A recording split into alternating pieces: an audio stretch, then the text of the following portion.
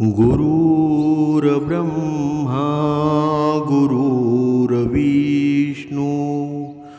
गुरुर्देव महेश्वरा सद्गुरु साक्षात परब्रह्म तस्मै श्री सद्गुरवे नमः। जय जय रघुवीर समर्थ श्रीराम समर्थ। सद्गुरु चरणांना नतमस्तक होऊन आपण या निरूपणास सुरुवात करूया। मायबाप सज्जनांचं स्वागत आहे। पहा, आज आपण श्रावण महिन्याबद्दल पाहणार आहोत की मनुष्यानो श्रावण महिन्यामध्ये काय करावं, काय करू नये, कशी पूजा करावी। पहा, आपण वर्षभर वाट पाहिलेला तो पवित्र काळ अखेर सुरू झालेला आहे ना।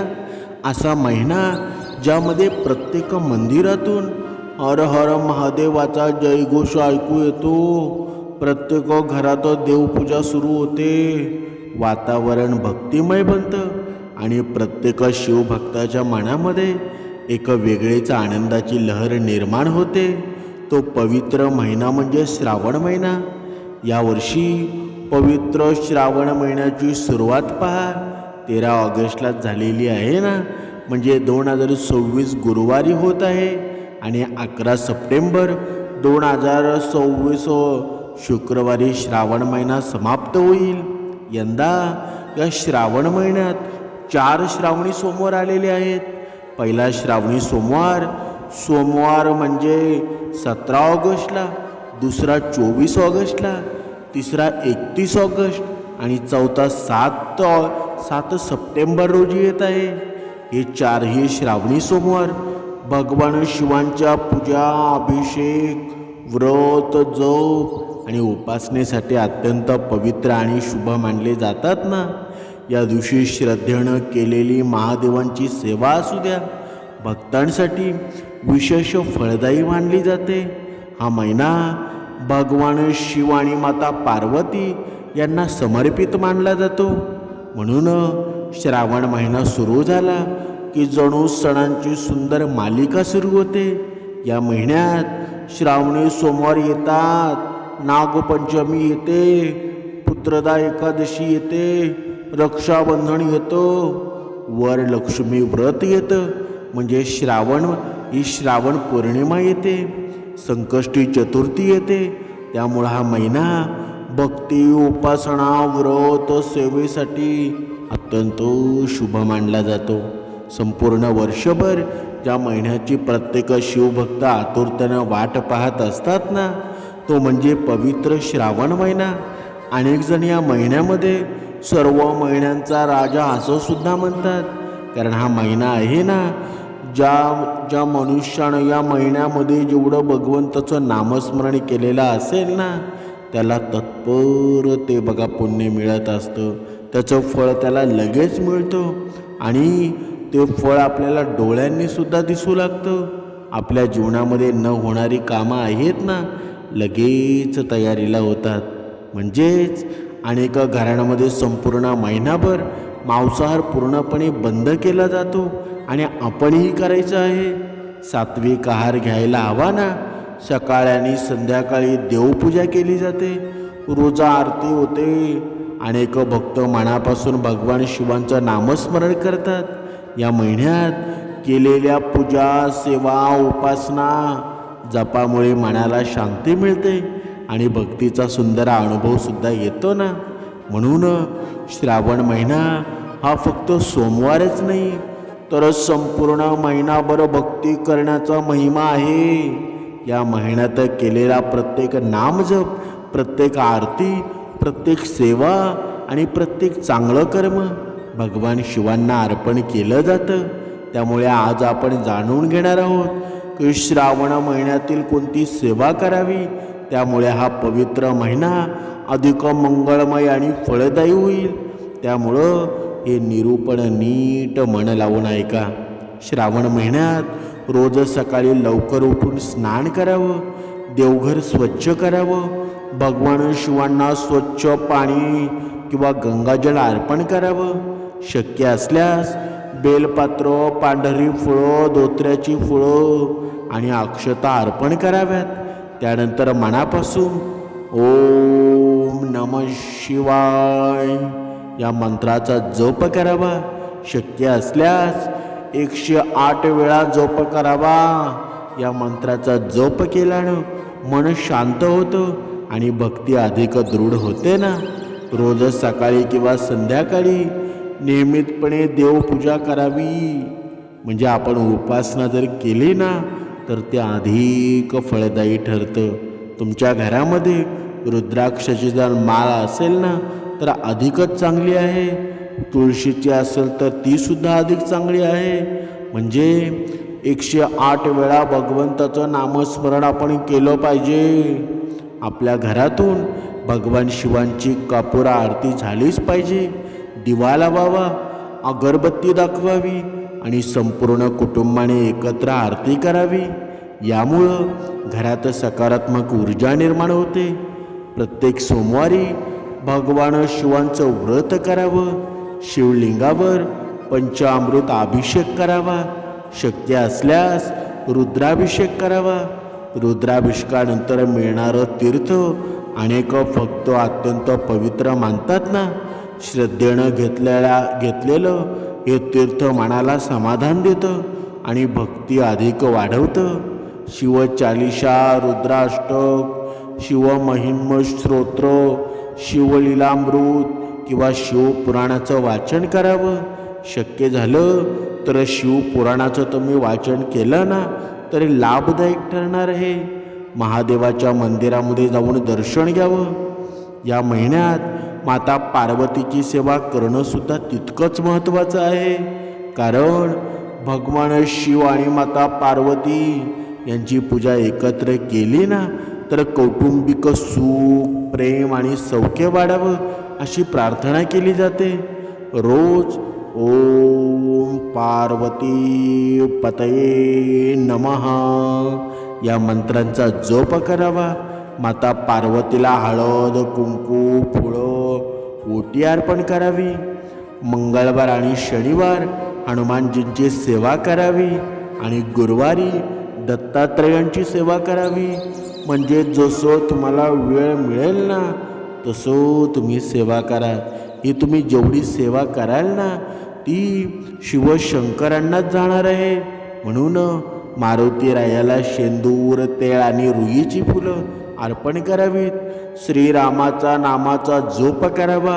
हनुमानाची भक्ती केल्यानं धैर्य, आत्मविश्वास आणि सकारात्मकता विचार वाढतात ना. शनिवारी शनिदेवांची पूजा करावी. तिळाच्या तेलाचा दिवा लावावा. काळे तीळ अर्पण करावेत. गरजू व्यक्तींना अन्नदान किंवा वस्त्रदान करावं. दानधर्म केल्यानं मनाला खूप समाधान मिळतं. शुक्रवारी माता लक्ष्मीची पूजा करावी. वैभव लक्ष्मी व्रत करणाऱ्यांनी श्रद्धेचं व्रत करावं. श्रावण महिन्यात येणारे वरलक्ष्मी व्रत भक्तिभावानं साजरं करावं. माता लक्ष्मीला कमळा किंवा लाल फुले अर्पण करावी. शक्य असल्यास सत्यनारायणाची पूजा करावी. गुरुवारी दत्तगुरूंची आपल्याला जप करायचा आहे. 11 माळा नामजप करावा. गुरुचरित्रा सारामृत यांचं पारायण करावं. कारण गुरुकृपेनं जीवनाला योग्य दिशा मिळते. जेव्हा आपण सकाळी उपासना करतो ना ती भगवंताची असते आणि संध्याकाळी 7च्या दरम्यान जेव्हा लक्ष्मी आपल्या घरामध्ये येते ती भगवंतामुळेच येते ना. म्हणून दत्तात्रेयांना कधी विसरू नये. दत्तात्रेय हे शिवाचेच अवतार आहेत ना. म्हणून दररोज तुळशीला पाणी घालावं. संध्याकाळी तुळशीपुढे दिवा लावावा. गाईला चारा द्यावा. पक्ष्यांसाठी पाणी ठेवावं. मुंग्यांना साखर आणि पीठ टाकावं. गरजू लोकांना अन्नदान करावं. या छोट्या सेवाही भगवंताला अत्यंत प्रिय मानल्या जातात. श्रावण महिन्यात शक्य तितकं सात्विक जीवन जगावं. मांसाहार, मद्य आणि सर्व वाईट व्यसनांपासून दूर राहायला हवं. खोटं बोलू नये, कोणाचाही अपमान करू नये. आई वडील, गुरुजन आणि वडीलधाऱ्यांचा आदर करावा. प्रेमानं बोलावं, इतरांना मदत करावी, कारण हीच खरी भगवान शिवांची सेवा आहे ना. एक गोष्ट नेहमी लक्षात ठेवा, भगवान शिवांना मोठा खर्च, मोठा देखावा किंवा महागड्या वस्तू कधीही प्रिय नसतात. त्यांना प्रिय असते ती भक्ताची खरी श्रद्धा असते, निर्मळ मन असतं आणि निष्कपट प्रेम असतं. तुमच्याकडे किती पैसा आहे यापेक्षा तुमची भक्ती किती खरी आहे हे महादेव पाहतात ना. या महिन्यात रोज थोडा वेळा महादेवांसाठी नक्की काढा. पूजा करा, सेवा करा, उपासना करा, नामस्मरण करा. शक्य तितकं चांगलं कर्म करा. आईवडिलांचा आदर करा, गरजूंना मदत करा, कोणालाही दुखवू नका, कारण हीच खरी शिवभक्ती आहे ना. आणि शेवटी एक गोष्ट नक्की लक्षात ठेवा, आपण केलेली कोणतीही सेवा कधी वाया जात नाही. आज नाही तर उद्या त्या सेवेचं फळ आहे ना, ते आपल्याला नक्की मिळणार आहे. कधी मन शांतीच्या रूपाने मिळेल, कधी संकटातून मार्ग मिळण्याच्या रूपाने मिळेल, तर कधी घरात सुख वाढेल, कधी जीवनात नवीन आशा निर्माण होईल. जेव्हा आपण मनापासून भगवान शिवांची सेवा करतो तेव्हा आपल्या स्वभावात सुंदर बदल होतो ना. राग कमी होतो, अहंकार कमी होतो, लोभ कमी होतो, मन शांतीवर राहते आणि वाणी गोड होते. दुसऱ्यांविषयी प्रेम आदर वाढतोच ना. हीच महादेवांच्या सेवेची खरी कमाई आहे, पुण्याई आहे. सेवा म्हणजे फक्त देवासमोर दिवा लावणं नाही. सेवा म्हणजे मन शुद्ध करणं, चांगलं विचार ठेवणं, आईवडिलांची सेवा करणं, गरजूंना मदत करणं, कोणाचंही मन न दुखावणं आणि प्रत्येक काम भगवान शिवांना अर्पण केल्याच्या भावनेनं करणं. म्हणूनच या पवित्र श्रावण महिन्यामध्ये जास्तीत जास्त पूजा करा, जास्तीत जास्त नामस्मरण करा, सेवा करा, उपासना करा. म्हणजे कारण श्रावण महिना वर्षातून फक्त एकदाच येतो. या पवित्र काळातील एकही दिवस वाया जाऊन देऊ नका. भगवान शिव आणि माती पार्वती यांच्या चरणी मनापासून प्रार्थना करा. त्यांच्या कृपेनं तुमच्या घरात सुख, शांती, आरोग्य, समृद्धी, समाधान, अखंड भक्ती नांदो. तुमच्या घरावर त्यांची कृपा सदैव राहो आणि तुमच्या हातून अशीच आयुष्यभर ही सेवा घडत राहो. म्हणजे आपल्या जीवनामध्ये आहे ना, प्रत्येक गोष्ट आहे ना, प्रत्येक वेळ आहे, प्रत्येक दिवस आहे, या महिन्यातला प्रत्येक दिवस आपल्यासाठी सेवा निर्माण करणारा आहे. तुम्ही छोट्या छोट्या गोष्टीमध्ये आहे ना, आपल्या घराजवळ कुत्रा आला त्याला भाकरी खायला द्या. बघा, म्हणजे जेवढं तुम्हाला करायचं आहे ना तेवढी तुम्ही सेवा करू शकता. म्हणजे ही सेवा आहे ना. बघा, तुम्हाला रावण माहीत असेल, रावण एवढा क्रूर असून सुद्धा भगवान भोलेनाथांची कृपा त्याच्यावर झाली ना. का झाली बरं? कारण त्यानं भक्ती केली, मनापासून सर्व काही केलं, म्हणून त्यांच्यावर कृपा झाली ना. म्हणून आपल्यावर सुद्धा भोलेशंकर का कृपा करणार नाहीत बरं? रावणापेक्षा आपण तर श्रेष्ठच आहोत ना. म्हणून आपल्या जीवनामध्ये सुद्धा भक्ती घडणार आहे. नक्कीच भगवंत आपल्यावर कृपा करणार आहेत. हे मनामध्ये ठेवून भक्ती सुरू करा. मग आता तुम्ही म्हणाल, एक बघा, श्रावणाचा एक दिवस गेलेला आहे, मग काय फायदा बरं? श्रावणातले 6 दिवस बाकी असेल तरी चालतील, पण आपण भक्ती लगेच तत्पर करायला हवी. तुम्हाला फळ मिळाल्याशिवाय राहणार नाही.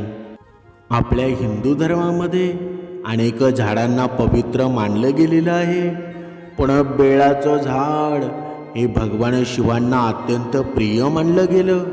कारण प्रत्येक शिवभक्ताने बेलाच्या झाडाची सेवा करावी आणि शक्य असेल तर आपल्या घरासमोर किंवा अंगणामध्ये एक बेलाचं झाड नक्की लावावं. शिवपुराणामध्ये बेल वृक्षाचं खूप मोठं महत्त्व सांगितलेलं आहे. असं वर्णन आहे की बेल वृक्षाच्या मुळाशी सर्व पवित्र तीर्थांचा वास असतो. म्हणून बेळाच्या झाडाजवळ बसून भगवान शिवांचं नाव घेतलं तर मोठं पुण्य मिळतं अशी श्रद्धा आहे ना. म्हणून जर तुमच्या घरात बेळाचं झाड असेल, घराच्या शेजारी झाड असेल, तर त्याची कधीही उपेक्षा करू नका. त्याची प्रेमाने सेवा करा. रोज सकाळी स्नान झाल्यावर बेळाच्या झाडाच्या मुळाशी स्वच्छ पाणी अर्पण करा. पाणी अर्पण करताना मनात फक्त महादेवांचं नाव घ्या.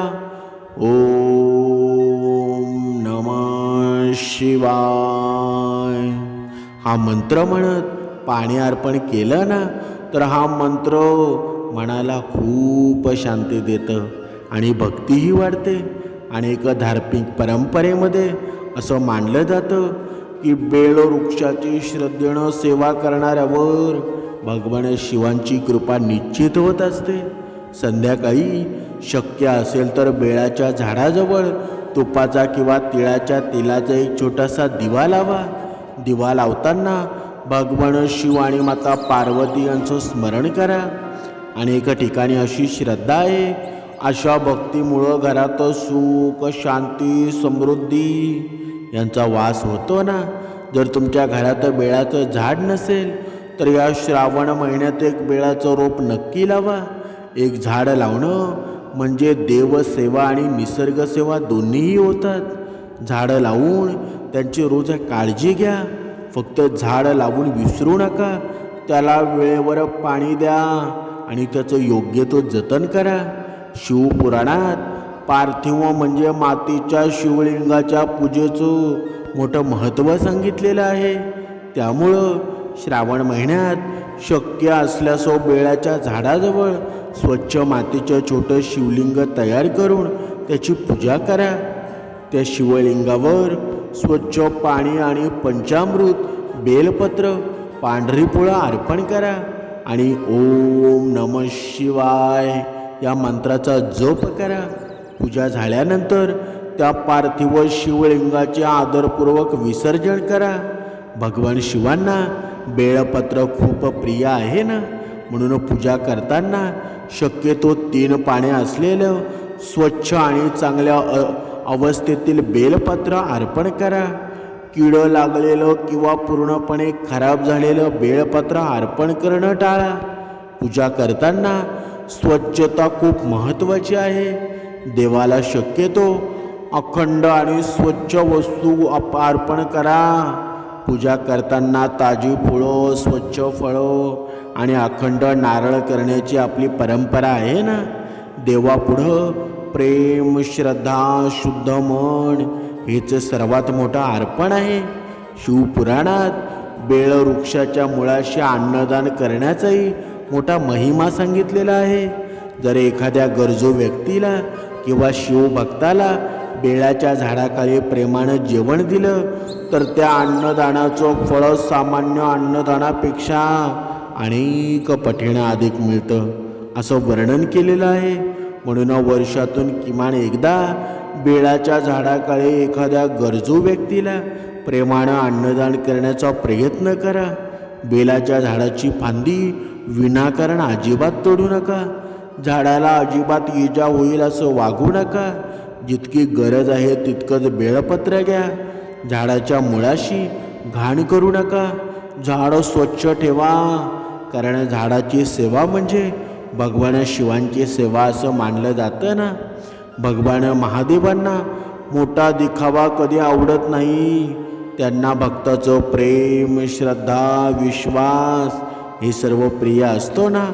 एक बेलपत्र, एक लोटा पाणी आणि मनापासून घेतलेलं ओम नमः शिवाय हे नावही महादेवांना प्रसन्न करण्यासाठी पुरेसं आहे. म्हणून या श्रावण महिन्यात एक सुंदर संकल्प करा. बेलाचं झाड असेल तर रोज त्याला पाणी अर्पण करा. शक्य असेल तर संध्याकाळी दिवा लावा. बेलाच्या झाडाजवळ बसून काही वेळ ओम नमः शिवाय या मंत्राचा जप करा. शक्य असल्यास पार्थिव शिवलिंगाची पूजा करा आणि एखाद्या गरजू व्यक्तीला अन्नदान करा. श्रद्धेनं केलेलं ही छोटी छोटी कामं आपल्या जीवनात भक्ती, समाधान आणि सकारात्मकता वाढवतात ना. महादेव आणि पार्वती आपल्या सर्वांवर कृपा करो. प्रत्येकाच्या घरामध्ये सुख, शांती, आरोग्य, आनंद नांदो. शेवटी सर्वांना मनापासून एकदा नक्की बोला, हर हर महादेव. ओम नमः शिवाय. अवधूत चिंतन. श्री गुरुदेव दत्त.